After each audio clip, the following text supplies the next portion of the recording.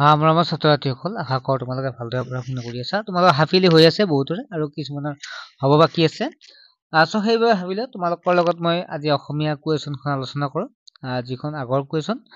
চ' তথাপিতো তোমালোকৰ ইয়াৰ পৰা কমন আহিব, ঠিক আছে? কমন পৰিব, চিন্তা কৰিব নালাগে।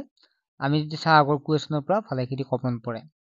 আৰু লগতে তোমালোকে আইডিয়াও পাবা কেনেধৰণৰ প্ৰশ্ন আহে। ছাত্ৰ ছাত্ৰীসকল তোমালোকে চাবা, মই মেইনলি 1 নম্বৰীয়া প্ৰশ্ন আৰু ব্যাকৰণখিনি আলোচনা কৰিম। উত্তৰখিনি কৰিব চেষ্টা কৰিম, বাকীখিনি তোমালোকে চেষ্টা কৰিবা, নোৱাৰিলে মোক কমেণ্ট কৰি জনাবা। প্ৰথম প্ৰশ্নটো হৈছে চমু উত্তৰ দিয়া। পচন্দ ধুমুহাই কবিক কি প্ৰশ্ন কৰিছিল? ইয়াৰ যে এনচাৰটো চাওঁ তেতিয়াহ'লে তোমাৰ প্ৰাপ্য কি কোৱা বুলি কবিক প্ৰশ্ন কৰিছিল। পিপলান্তি গাঁওখন ক'ত অৱস্থিত? ৰাজস্থানত অৱস্থিত। মানুহৰ সুখ দুখৰ আচল কাৰণ কি? নিজৰ কৰ্ম আৰু মনৰ বাবে, ঠিক আছে? মানুহৰ সুখ দুখৰ আচল কাৰণ হৈছে নিজৰ কৰ্ম আৰু মন, ঠিক আছে? হেমচন্দ্ৰ বৰুৱা কোনখন কাকতৰ সম্পাদক আছিল? আছাম নিউজ নামৰ কাকতখনৰ সম্পাদক আছিল। কানিয়াৰ কীৰ্তনৰ ৰচক কোন? হেমচন্দ্ৰ বৰুৱা। 2 নম্বৰ প্ৰশ্ন তোমালোকৰ 2 নম্বৰকে 4টা প্ৰশ্ন হৈছিল। 8 নম্বৰ কবিয়ে সঁচা উদাৰতাৰ কথাষাৰে কি বুজাব বিচাৰিছে? পিপলান্তি গাঁৱৰ পৰিৱেশ কিয় দূষিত হৈছিল? শিক্ষকৰ প্ৰতি ছাত্ৰই মান সৎকাৰ কিয় ৰাখিব লাগে? প্ৰকৃত সুখ কেনেকৈ পাব পাৰি? মই মেইনলি তোমালোকৰ লগত গ্ৰামাৰখিনি আলোচনা ব্যাকৰণখিনি তোমালোকে চাবা। এইখিনি তোমালোকে নিজে পাৰিবাই আৰু। নেক্সট হ'ল কবিজনাৰ নাম লিখি সুখ কবিতাৰ মূলভাৱ লিখা। মূলভাৱ চাবা এটা যিকোনো। মেইনলি সুখটোৱে চাবা, ঠিক আছে? বাকী তোমালোকে দৃষ্টান্তটো চাব পাৰা। ব্যাখ্যা কৰা যিকোনো এটা। ব্ৰজৰ গৰ্জনে ব্ৰক্ষ উজাৰি কলে তোমাৰ কাম্য কি কোৱা? মই কলো ব্ৰজক তোমাৰ শক্তিশালী উদাত্ত কণ্ঠটি দিয়া। নাইবা আহিছিল মহাকাশে দিয়া মোক বিশাল দৃষ্টি আৰু ধুমুহাৰ প্ৰচণ্ড শক্তি। ব্ৰজই দিলে মোক উদাত্ত কণ্ঠ আৰু দিলে সাহসৰ যুক্তি। নেক্সট প্ৰশ্নটো আহিল 5 নম্বৰটো। শব্দ অৰ্থ লিখা। মই ধুনীয়াকে লিখিছো কাৰণ এখন শ্বেয়াৰ কৰা হ'ব, যিটো আমাৰ অনলাইন ক্লাছ আছে হোৱাটছএপ গ্ৰুপত, তাতে শ্বেয়াৰ কৰা হ'ব, সেইকাৰণে মই লিখি দিছো, ঠিক আছে? তাতে পিছত পাৰে চাব। শব্দ অৰ্থ লিখা যিকোনো 4টা। কাম্যৰ যদি আমি অৰ্থ চাওঁ তেতিয়াহ'লে কাম বা কামনা কৰা। মুমূৰ্ষু মানে হ'ল প্ৰায় মৃত্যুমুখী, ঠিক আছে? প্ৰায় মৃত্যুমুখী তেনেকুৱা সময় বুজায়। অনায়াসে যিকোনো 4টা লিখিব দিছে, মই গোটেইকেইটাই বুজাই দিছো। অনায়াসে মানে সহজে, কিটা কাম সহজে কৰাক অনায়াসে বুলি কোৱা হয়। তৰি মানে হৈছে নৌকা বা জাহাজ। নাস্তিক মানে ধৰ্মৰ প্ৰতি বিশ্বাস নাই, এইবিলাক নাস্তিক বুলি কওঁ। খ্ৰীষ্ট মানে ভদ্ৰ। নেক্সট সমাৰ্থক শব্দ লিখা, মানে একে নিচিনা শব্দ অৰ্থ একে বুজাব লাগিব। যিকোনো 2টা লিখিব দিছে, 4টা আছে। নৰিয়া মানে বেমাৰ। চকু মানে নয়ন। সিক্ত মানে আৰ্দ্ৰতা। পানী মানে কি হ'ব? জল। বিপৰীত শব্দ লিখা। শলাগ মানে প্ৰশংসা।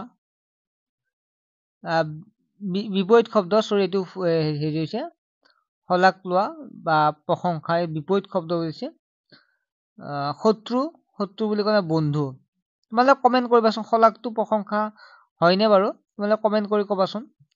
এইটো অলপ মোৰ মানে কনফিউজ আছে। যিকোনো 4টা লিখিব দিছে, মই আটাইকেইটাই কৈছো বাৰু। তোমালোকে শলাগটো তোমালোকে নিজে চেষ্টা কৰিবা পাৰা, ঠিক আছে? ইয়াত মই লিখোতে অলপমান হেৰি থকা যেন পাইছো। দোষ মানে হ'ল গুণ, বিপৰীত ওলোটা। স্বাক্ষৰ মানে নিৰক্ষৰ। আৰু আদি মানে অন্ত, ঠিক আছে? আদি মানে অন্ত। বাক্য ৰচনা কৰা যিকোনো 2টা লিখিব দিছে। জীৱন যাপন, যে তেখেতসকলে ধুনীয়াকে জীৱন যাপন কৰি আছে, এনেকুৱা আৰু বাক্য, হয় নহয়? দিন ৰাতি একেকাৰ কৰি মানুহে কাম কৰিলেহে উন্নতি লাভ কৰিব পাৰে, এনেধৰণে লিখিব পাৰিবা। নিজৰ ইচ্ছামতে লিখিলে হ'ল আৰু। কপাল ফুটা মানে দুৰ্ভাগ্য অহা।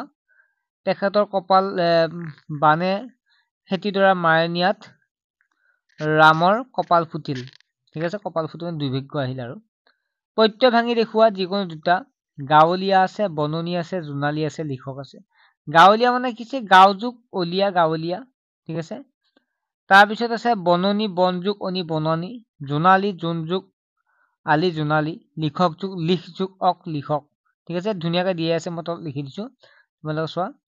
বননি বনজুকনি লিখজুক অক লিখক যোন যোন আলি জলদি আলি গাঁওজুক উলিয়াই গাঁও দিয়ক ঠিক আছে তোমালোক যিয়ক গ্ৰুপত দিম নহয় তোমালোকে পাই যাব ধুনীয়াকৈ আৰু যিসকল ছাত্ৰতে আমাৰ অনলাইন ক্লাছত জইন হ'ব বিচাৰে 9ৰ তোমালোকে হ'ব পাৰিবা মাত্ৰ 100 টকাতে তোমালোকে বছৰিকা পৰীক্ষালৈকে পঢ়িব পাৰিবা ঠিক আছে কি কাৰণে ন আৰু খ হৈছে লিখা যিকোনো দুটা প্ৰণাম ন হোৱাৰ কাৰণ কি প্ৰণামৰ ন হোৱাৰ কাৰণ যদি প্ৰ থাকে প্ৰৰ উপসৰ্গ পিছত মূৰ্ধন্য ন বহে ঠিক আছে মূৰ্ধন্য হোৱাৰ কাৰণটি খুজিছে নেক্সট থাকিল দৃষ্টি বুলি কওঁতে কি হ'ব যে ৰিকাৰৰ পিছত মূৰ্ধন্য হয় সেইকাৰণে দৃষ্টি হৈছে মূৰ্ধন্য হৈছে কাৰিবস ভৱনে 6 নম্বৰতে উত্তৰ লিখা অসমৰ প্ৰথম চাহ বাগিচা কোনখন আৰু কেতিয়া স্থাপন হৈছিল এইখনে চাবুৱা চাহ বাগিচা যিটো 1835 চনত হৈছিল চাহ জনগোষ্ঠীৰ মাজত কি ধৰ্মৰ লোক আছে